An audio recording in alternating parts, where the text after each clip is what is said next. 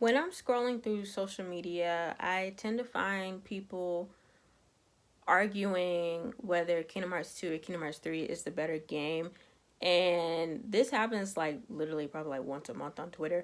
But when I see this, I realize that nobody ever brings up the game that literally started it all for us when it comes to talking about the main titles. Hi everyone, my name is itstyreneee. Welcome back to my YouTube channel. I miss showing my face. I'm so happy that I get to show my face on here. As you can see, we're kind of in a new atmosphere. I don't know if it really shows well on the camera, but my room is pink. I actually moved into a different room compared to the room y'all were used to seeing me in. And the lighting is not really where I want it to be right now. While I was in the process of moving in a different room, the leg of my ring light, it broke, and then like whenever I tried to adjust the ring light itself like up or down, it would go up, and then when I leave it alone, it would shoot back down. So I had to throw that away. So it's gonna be a while until I can get a new ring light. So in the meantime, we're using natural lighting, but the window's all the way up there, and then like I have like a window up here. We'll make it work. We'll make it work. But today I want to talk about a particular main title that nobody really talks about. I mean, but not really thoroughly like I'm about to right now. And that is actually Kingdom Hearts 1. And as you can see by the title, I'm going to break down to you as of why Kingdom Hearts 1 is a masterpiece. This game really represents my childhood a lot compared to like the other games that were released in the early 2000s. I'm not talking about like Kingdom Hearts in general. I'm talking about literally like video games in general. I remember when I actually bought the all-in-one collection, the first thing that I played on my PS4 was Kingdom Hearts 1. It brings me like nostalgia to the days where I would be stuck on the island and being able to quote Riku's lines word for word on how Kairi is the princess, because that battle was too hard for me to beat at such a young age. And I really feel like Kingdom Hearts 1 is downplayed in the Kingdom Hearts community, and I'm just basically here making this video essay to prove all y'all wrong. This video may or may not be long, and with that being said, I really suggest that you get yourself a snack, you get yourself something to drink, and with that being said, let's go ahead and get into this video. So I'm actually going to be breaking this video down into 4 different subjects, with the voice acting, the storyline, the music, and the gameplay. So let's go ahead and get into voice acting. In Kingdom Hearts 1, we were introduced to 3 best friends, Sora, Kairi, and Riku. Sora and Kairi are 14, while Riku is 15 in this game. And I just want to say thank God to Tetsuya Nomura for having actual teenagers voice act for these characters. Obviously, Haley, Hayden, and David, they're not teenagers anymore, but luckily we got them to portray as teenagers wonderfully while they were still teenagers. Haley does a wonderful job portraying Sora's anger against Dark Riku for letting him take Kairi's heart, well, refusing to let him take Kairi's heart. And then Hayden really lets us see Kairi's sassy side that we really don't get to see anymore in her personality. And David's portrayal of Riku as the enemy kicks off his character development from being a victim of manipulation to the Keyblade master that he is now. He does that wonderful. He still does a wonderful. They all do a wonderful job to this day. Well, not Hayden, because Hayden's not a part of the cast anymore. But like they've always done a wonderful job. It was never like cringe voice acting or awkward to me. To me, the voice acting in this game, it wasn't like they were just reading off a piece of paper. Like they put effort in their voice acting. And I also want to like acknowledge Billy Zane's contribution to Ansem, because I feel like this is the best voice acting I've ever heard throughout the entire franchise. Like out of everybody, I'm out of like just everybody. I really miss him as Ansem, and it's sad that he never came back, and I'm not sure we're gonna ever get him back again. He had like this god tier voice of a villain, and his delivery for every line he had was just flawless to me. And I know for a fact that they just really put their all in their script, in these scripts, and it just, their talent really shines through in this game, considering that they were just so, well, for Destiny Trio, that they were just so young at the time when the franchise started. When it comes to the voice actors for the Disney characters, they have really done a magnificent job on portraying the characters they had previously done in their respective films. And I have so much respect for them too, because Kingdom Hearts was the very first installment of French Fries. And when it comes to like the development of making something new, whether it's like a song, a TV show, a book, or movie, or for this instance a video game, you don't know how the public is going to take it until it's released. And I was 1 year old when the first game was released, so I don't remember how the critique was at the time.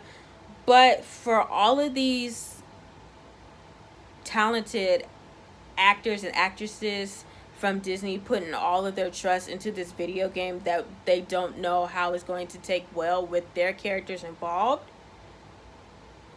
excellent job. I can't even think of another way to describe it, but just like, Nomura is so lucky too, because imagine having all these A-list top tier actors a part of your project, like Jodie Benson, James Woods. Like, imagine having, I don't even think Robin Williams, I'm not sure if Robin Williams was Genie in this game, but if he was, but just imagine, oh my god. It's pretty expensive. I know it's pretty expensive to have like the original voice actors reprise their roles that are not necessarily the movies themselves, or like TV shows, like spin-off TV shows and stuff, because you know how some Disney movies have like spin-off TV shows that follow after the first movie or whatever. As for the Final Fantasy characters, I honestly don't have a solid opinion on them when it comes to the voice acting for these characters, because at the time I didn't know what Final Fantasy was. Like I said, I was 1 year old when Kingdom Hearts 1 came out. I really don't have a good memory of when I was first introduced to Final Fantasy, but I remember the first thing I was introduced to when it came to Final Fantasy was Advent Children. And I would like to believe my proper introduction to Final Fantasy as a whole was Final Fantasy VII Remake last year when I played it. Still haven't finished the game. Still haven't finished it. But I will say that the voice acting for those characters was pretty decent. I do know that there's a bit of controversy when it comes to Aerith's voice actor. And I noticed the difference when I was playing the 7 Remake.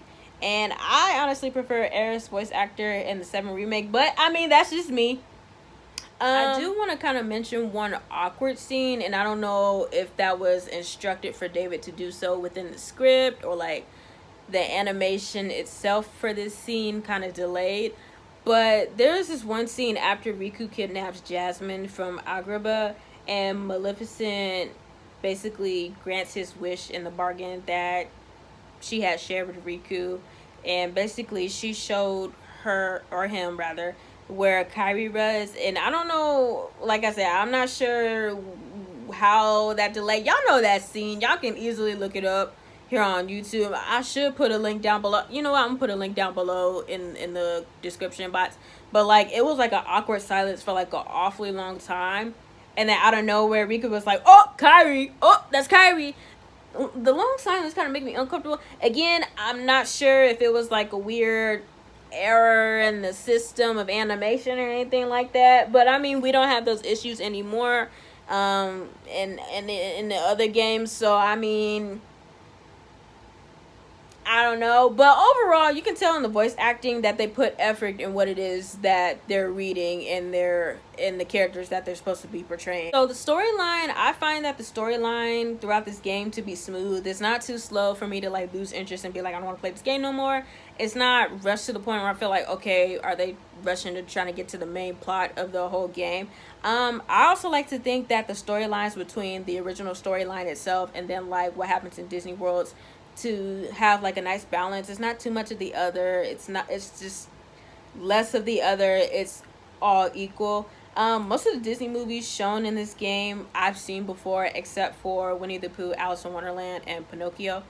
Don't kill me, but I really do enjoy the original storylines that were put within this game.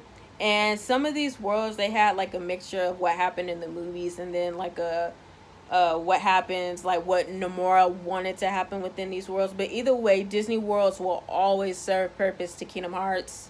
Um, there's another like argument on that. I don't know if I'm gonna make a video on that one day, but there are plenty of videos, and like there's a lot of videos that will discuss why they have the importance that they do.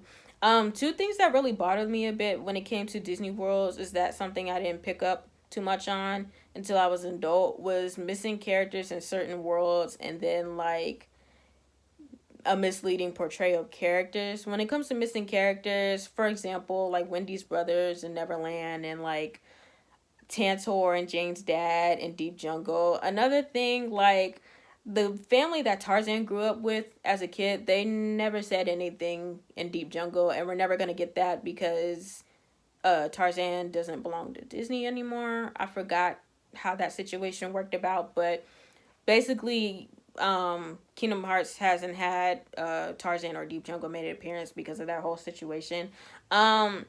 With the misleading portrayals of characters, it's like, for example, I watched The Nightmare Before Christmas for the very first time this past Halloween, and I was watching this movie, and I was like, there is a huge difference with a particular character, and that's Sally. And in the movie, she comes off as like disobedient and rebellious, but in Kingdom Hearts, she's more so like the voice of reasoning with Jack. Like Jack, he wasn't really making smart decisions too, but like Sally was kind of like, I don't think we should do that. But in the movie, she was just kind of like, she loved him from afar, but at the same time, she wasn't like telling him like, maybe you shouldn't do this. Another thing with Tarzan, back to Tarzan. In Tarzan, or Deep Jungle rather, they made it seem like he could not carry on full sentences. Like he could say a few English words at once and then the rest of it was gibberish. In the movies, I'm pretty sure a lot of people have seen Tarzan, but in the movie, he can carry on full sentences. Like he can talk. And that's where my confusion comes in. I'm like, now thankfully I've seen Tarzan, but if for someone who's played Kingdom Hearts but never seen a particular movie, like most people, because like I said, I've played Kingdom Hearts plenty of times, but I've just never seen a lot of these movies that are shown in the games, I would have been confused. I'm like, okay, how is this how he is in the movies? So I just put that out there. When it comes to the original story, I really appreciate like how we don't have to wait until like the very last minute to get appearances from Riku and Kairi on what it is that happened to them. We get to see them little by little, whether it's like flashbacks or like through Sora's visions, or like even when like Riku is like taunting him in different worlds. That wasn't to be seen throughout Sora's adventure. I'm pretty sure the audience would forget like what is Sora doing. Like we know like he's in Disney Worlds, but like why is he going through Disney Worlds? I think if that makes sense, that would kind of have the audience forget as to why. So I really appreciate they kind of remind you a little bit, because I feel like you can really get stuck within the Disney worlds with like the little mini games and like the side quests and like defeating the Disney villains. That can really sidetrack you, so they kind of bring that back for you to remember why you're exactly playing this particular game and what is the ultimate goal within this game. We also get scenes of Riku like slowly but surely developing from like Sora's best friend to like his ultimate rival underneath the manipulation of Maleficent. And I like to see that we got to see the council of Disney villains like coming together and talking about their devious plans of taking down Sora, which is something that we do not get anymore. We only had that in one situation, and I really miss that so much. And I really feel like the Disney villains had so much impact and were at their prime when they would work together to get the 7 princesses. That, and I feel like Ansem was really at his best with this game out of all the 3 like main base games. Like he will always be the best antagonist to me out of all the antagonists in this franchise. It wasn't just only the voice, but it was the motivation, the goal, the boss fights, everything that did it for me. And I feel like Kingdom Hearts 1 really did incredible with his character in my eyes. The ending, like the ending before the song closes in Simple and Clean, it was really a tearjerker with this game, but it leaves us on a nice cliffhanger and wonders of what's next for Sora and his friends. Even if this game was like a standalone game, it would be a nice ending to wrap up just everything in general and just leave the audience to wonder, well, what's next for themselves if they were ever to come back to each other again. It just had a nice cliffhanger to me in general. Overall, I feel like the storyline is just a really strong way to kick off Kingdom Hearts as a successful franchise that it is today. So the music. There is no denying that Kingdom Hearts has beautiful music. The word beautiful is really an understatement, if I'm being honest with you. The music is enchanting, magical, alluring, astounding, everything you can think of. Whoever picked and choose which songs should be placed in what scene and what boss fight did a wonderful job. They need a raise. They need it all. They deserve the world, because there was never a situation in like a particular scene or like in a boss fight where I heard a song and I'm like, this doesn't match this scene, or this song feels off with this boss fight. Literally, my favorite soundtracks come from this game in general. And I really believe that Kingdom Hearts 1 has such a unique soundtrack. For example, like the deep end, and God forgive me if I pronounce this incorrectly, but Demal sound different in Kingdom Hearts 3 compared to Kingdom Hearts 1. Yes, like, even though they're not exclusively heard and just in this game in general, but the production in this game compared to like 3 really just does it for me. And then there's songs on here that you can only hear exclusively on this game in general, like A Piece of Peace, Destiny's Force, and the third version of Kyrie 3. I also really appreciate when it comes to like the gameplay in the gummy ship, it slowly transitions into like from cutesy and bubbly, like, oh my god, we're in Disney World, like we're gonna have fun, and then it slows down with a darker and meaningful sound once we travel farther out. And I did not pick up on that until I was like 19 or 20 years old. In more recent years, I've never noticed it when I was a kid. And, you know, another thing too with the music in Disney World, it's not really just straight up from like the movie. Well, in some cases it's not. But like you can tell, well, obviously they really took the time out to like make individual soundtracks for these particular worlds to make them stand out and make them fit within the themes of the worlds that we are in. Hopefully I'm pronouncing her name correctly, but Yoko Shimomura, I'm gonna just call her Yoko. She is very versatile when it comes to these soundtracks. She knows how to compose serious boss fight music and lighthearted melodies without the songs sounding something we've heard elsewhere, whether it's in like a different Kingdom Hearts game or like a different source of media. And her work is definitely one of the highlights of this entire franchise. And I feel like the music would not be the same without her. And Nomura made the right choice in picking her as the composer for this franchise. I've never heard her work outside of these games, but I did my research to see that she was involved in other games, and her talent is actually out of this world. So onto the beloved music that involves like vocals from the one and only Utada Hikaru. I said this once before, and I'll say this again. Simple and Clean was ahead of its time with the lyrics, the production, everything about that whole song. It feels like that song just came out yesterday. And I've been listening to that song on repeat for God knows how long. I still listen to it. I listen to it probably like 5-10 times a day. Probably more than that. But can we talk about how this song is really, really, really hard to sing? It is a hard song to sing. But for them to sing that effortlessly, you got a God-given talent. You Tada, I don't even know if you're watching this, but you have a God-given talent. I don't even know what the song really means. I'm going to be honest with you. I've heard this song a billion, jillion times. I really don't know what the song means. And I'm not the type of person to listen to a song and I'd be like, I don't know what this means. But it's that good, so I let it slide. The entire track is just immaculate. That's all it is. Simple Clean, honestly, too, is like number one on my list when it comes to like the Kingdom Hearts like opening and ending songs. I'm not gonna rank them right here because y'all not gonna verbally abuse me on that, but I just need to put that out there as well. On to the gameplay.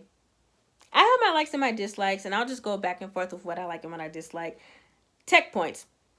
I felt that was the easiest way to level up, and I kind of struggle with leveling up in 2 and 3 when it comes to going out of my way and leveling up. Maybe Nomura can bring it back in 4 for like nostalgic purposes. Another thing I miss is building up like MP by just simply attacking your opponents, which made me love Cure the most out of all the magic that I use. Nowadays if you use Cure, like it'll use up all your MP and you just kind of have to like be patient and wait for your MP to load back up in order to use it again. And I don't have the patience whatsoever, and I'm so serious. I don't have the patience whatsoever. Another thing that really bothers me is, I'm pretty sure it bothers everybody because I've seen people talk about it on Twitter. But when it comes to this game and when it comes to the whole rotation thing, it makes me feel like I'm in a tight space. Thankfully we've gotten that improved, but I can't say it makes me mad. It makes me more anxious than anything. Not even in tight spaces. This is some places in the games where I try to rotate the camera and like it feels tight while I'm trying to move. And I think a good example for me that I can really easily remember this, where this happens for me, is outside of Aladdin's house, and that's a prime example. I can't really think of any other thoughts at the top of my head. I like how easily I can transfer potions and just different items to Sora, Donald, or Goofy. It's really so simple. In 2 and 3, I forget how to assign items because for some way there's like a step-by-step process in doing it compared to like clicking the name, clicking the empty box, and then just doing it. I think it's more so in 3 because I don't really play too much of 2 compared to like 1 and 3. But in 3, you can't. I don't know how to explain it. I feel like somebody knows what I'm talking about. I just don't like, however, with the whole treasure chest situation where I have to defeat the Heartless in my area in order to open up the treasure chest. 2 and 3, I can be fighting the Heartless at the same time, open up that chest real quick, boom, get it done. I just don't like that, but I'm glad that has really improved. As far as abilities to go, I don't really have a particular fighting ability that I just hate so much, but sliding dash kind of takes me off a little bit. The movement sometimes isn't quick enough for me when I try to attack someone who is too fast. It's really a tie for dodge roll and flying as the best ability when it comes to avoiding attacks from my opponent. No, I don't block. I don't block whatsoever. Y'all can, yeah, I don't block. I need to, but I forget how, and like I try and it just does a different. Can somebody put in the comments down below how to block? Like not even just 1, but like 2, 3. I don't know how to block. But my favorite ability from this game would be Ragnarok. That's not for certain, but I'll have to get back to you on that one. This game has my favorite boss fights too. And my favorite boss fights comes with anxiety. I know I've defeated these villains like too many times to count, but I sure plan ahead with like the cottage on the party, adding all different kinds of items to every character, making sure that I have the appropriate abilities that I have to equip to Sora. But my favorite boss fights from these games will have to be the second Ursula boss fight, second Riku. There's a lot of fights that I like in this game that makes my experience as a whole enjoyable, but those two really, really do it for me. My least favorite boss fight, honestly, would have to be the second version of Ansem, and because I feel like the very last boss fight in any game should be hard. The third phase of Ansem in this game is not hard. It's just it's the second one that makes it hard, and it's worse because you can't even save in the process. The last save spot is right before the first Ansem, and that just builds up on my anxiety because I really can't like pause and like equip, and I can't do that. And Chernobog kind of does it for me too, but like now with Chernobog, I'm already leveled up enough to the point where like I have a lot of stuff equipped and I could just beat them and like that and I'm fine. But really the second boss fight of Ansem really does it for me. I also miss the effect where you defeat a boss fight from this and like the screen will kind of have like that blurry and fade to black kind of thing. It really nostalgic. It really adds something different to the boss fight, and it makes you feel like it's like an outer body experience, but it's not even like in my body, you know what I mean? But now, and like with 2 and 3, like what it is like when you defeat a boss, it'll just do like a close-up and then replay like your finishing move in different angles and fade to white, which is fine, I guess. But I like the fading, blurry, fade to black effect when I defeat my characters in this game. Well, my boss fights in this game. I don't know if it's just you, but I like that. So, in conclusion, a lot of people may not like with what I'm about to say, but between Kingdom Hearts 1, 2, and 3, I really like Kingdom Hearts 1 the most. And that's not to say that 2 and 3 are bad games, because they aren't. But Kingdom Hearts 1 sticks with me more because, like most people in the Kingdom Hearts community, it's the first game that I've ever played in the series, and it sticks with me the most. A lot of people really don't like it and call it the weakest game out of the main titles, and I'm gonna have to disagree. It's really a nice balance between Disney and the main storyline to keep you interested and wanting to continue in playing the game, and that's what's needed, especially if it's your first game to grasp on for newcomers for what's to come. Doing so successfully kept me interested, hence why I'm sitting here and talking about it and making more videos on Kingdom Hearts and getting excited for Kingdom Hearts 4. 2 and 3, they have a darker appeal to 1, which is true. And I feel like the reason why a lot of people downplay 1 is because of that, because 2 and 3 have so much more depth within the gameplay and the storyline. But I like to get into the deep stuff too with the characters, and Kingdom Hearts 1 is just a surface of it. But at the end of the day, it's not only nostalgic for me, but it's really the easiest for me to understand. And you know how a lot of people argue on whether Kingdom Hearts in general is easy to understand or not, and I really feel like this is really the easiest to take into your mind and understand it better. And I think that if you just take each game slowly, that'll help you understand things a little bit better. But that's another topic for another video. I might do a video on that. In conclusion, Kingdom Hearts 1 deserves its flowers and respect for introducing us into this majestical, astounding universe of Kingdom Hearts that we have today in 2022. So that's actually going to be it for today's video. Don't forget to like, comment, subscribe, and share. Follow me on all my social media. That's going to be in the description box down below. Thank you so much for watching, and I will see you guys in the next video. Love you guys.